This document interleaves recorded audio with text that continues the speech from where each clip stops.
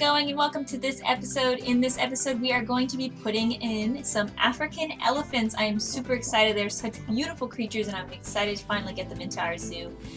Before we actually get them in, though, we are going to be building a little bit of a transport ride. We're going to be putting in the safari car kind of thing.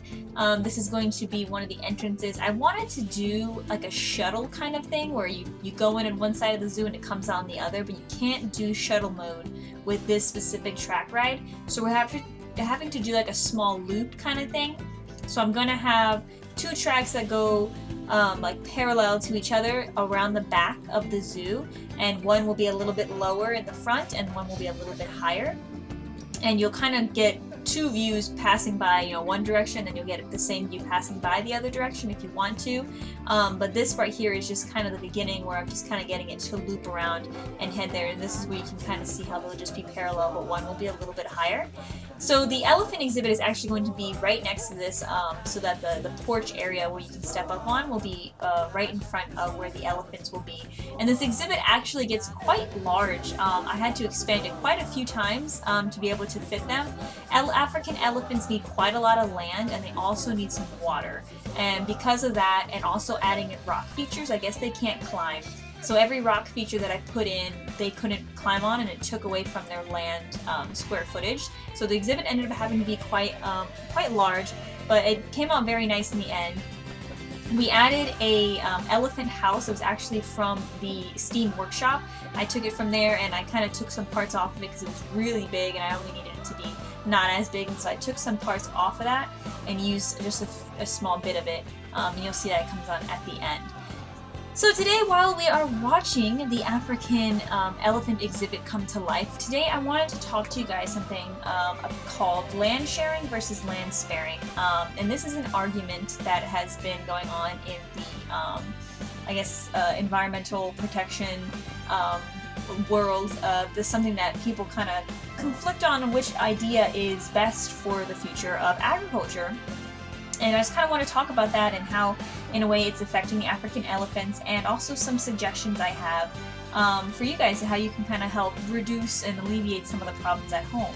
So, and of course, this, if you want to read it more in full, it is on my blog, and the link will be in the description. So I'm just going to kind of skim through it and show you guys some of the information as well as some of my tips. So, what is land sharing and what is land sparing? So, the total human population on Earth has increased, and there are more people to feed, but there's less space to farm. So land sharing versus land sparing is a debate among it's a debate about sustainable agriculture and whether we should have high-yielding farms in small areas, which is called land sparing, or if we should have low-yielding farms across a larger area, which is called land sharing. And it's a hot topic among conservation research. There's been a lot of discord into which farming is better overall for the environment, and each has its pros and cons. On one hand, high intense farming is likely to use more pesticides and fertilizer and cause soil degradation through heavy planting in small areas. But on the other hand, low-intensity farming is likely to negatively impact a wider range of wildlife communities gradually over the larger area.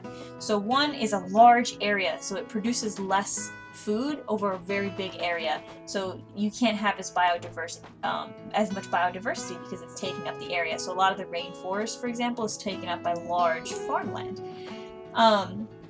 On the other hand, or you can have really small farms that are constantly producing out lots of food really quickly, and this also has its negative cons. In terms of a positive impact, land sharing farms are more likely to have insects and bird life due to the reduced use of pesticides and having hedge ground divided fields. More insects means greater pollination for the farm, and more birds means less pests on crops. Land sparing farms allow for more land to not be damaged by agriculture. So different researchers have drawn different conclusions about what is better long term depending on the types of farms that we have been researching. Both sides have positive and negatives, and research suggests that the most environmentally conscious farms can be a combination of both. And then both land sharing and land sparing techniques can be used in combination to provide the best outlook. So, you not necessarily need to pick completely from one or the other. Maybe we can meet somewhere in the middle is basically what that says. So African elephants are vulnerable. I'm sure you're well aware they're a very, very popular animal. They are vulnerable. They're threatened mostly by poachers that are involved in the legal ivory trade, but they also are endangered due to the expansion of humans and destroying their habitats. So it's quite common that they are viewed negatively by locals, mostly because they destroy farmland, and it's really hard to elephant-proof land, and having sufficient boundaries for that.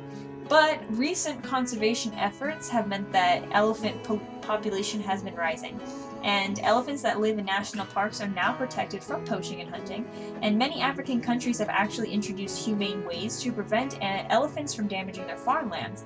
And one of the methods that they use is a beehive fence, and elephants are extremely terrified of bees, and they won't go anywhere where they are, so people have been putting beehives along the borders of their farms so that the elephants won't go over there and trample all their stuff. So that's kind of cool.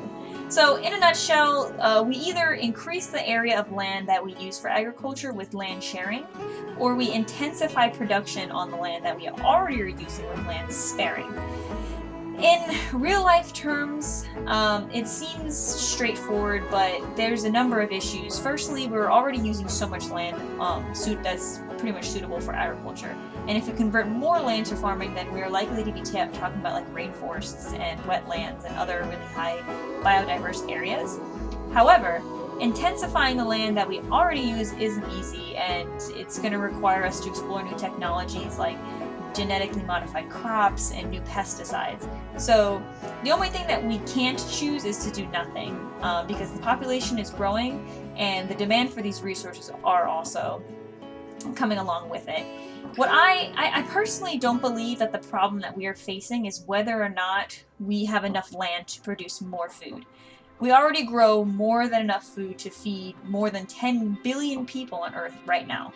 The problem is that a third of harvested food crops are thrown away without even being eaten, and another third are fed to livestock in a really inefficient method of feeding the world, and reductions in waste and less livestock-intensive diets are what we need, not more food. So we have a distribution problem. It's not a production problem. So that's what I feel personally. And basically I have some 5 tips that I try to do myself that help reduce this problem of distribution. And so the first thing that you can do is only buy what you need. And I know it sounds really easy, but you'll be surprised how much food that we buy that goes to waste. So, excuse me. Don't buy in bulk. It's not necessary. Just buy what you need. And all buying in bulk does, or buy one get one free sales, all that does is shift the stores from throwing out waste to you throwing it out. So there's no difference. Just buy what you need. The best ways to do this is make a meal plan. Every week, decide what it is you're going to eat. Make a shopping list for that and exactly how much you need to buy. And, also take into account how often you're going to be eating out. You're not going to be cooking in every day, and if you're going to be eating McDonald's 3 times a week, buying your groceries accordingly will leave less waste. Another thing you can do is understand what the difference between used by and best before dates. So if it says used by on the package, that tells you that after that date, the food is bad. So usually like yogurt, used by this date, it's bad afterwards. Best before dates just say, you can still eat it afterwards, but it's probably not going to be as good. So things like lentils and beans and pasta, it doesn't really go bad, it just kind of loses quality. So just because it's, the best before date is past, you might still be able to eat it. Use what you already have, so check your fridge and everything before going grocery shopping. Figure out what it is you can make for dinner before you just go and buy things. Clean out your fridge maybe once a week. Go through and say, I can make all this into a big pot of pasta. I can make a big thing of soup or stir fry with this. And also freeze foods. If you freeze things like bread and stuff like that, it can last a little bit longer. And frozen fruit is great for smoothies. Also, avoid serving too much. Serve less first and then go back for seconds. That way you're not overcooking, over serving, and making sure to eat leftovers. You can freeze leftovers sometimes for up to 3 months, so making sure you're saving your leftovers and not just throwing it out. And also sharing foods with others. If you have way too much food left over, maybe you can go and donate it to a food bank, or see if your neighbors need any food, or invite people over to eat so you guys can get rid of food faster. You know, just overall reducing the amount of food that you eat will help with this distribution problem, and also helping other people get food who aren't able to get it. But we are actually getting to the end of the episode. That was actually quite quicker than I thought it was going to be. We're going to have some glamour shots here so you can see the elephants up close. But thank you guys for watching. Thank you so much for listening. If you want to get more, the whole blog will be posted on my website, and that will be linked in the description below. I hope to see you guys in the next episode. Have a great day, night, evening, wherever it is, wherever you are, and I will see you guys. Bye!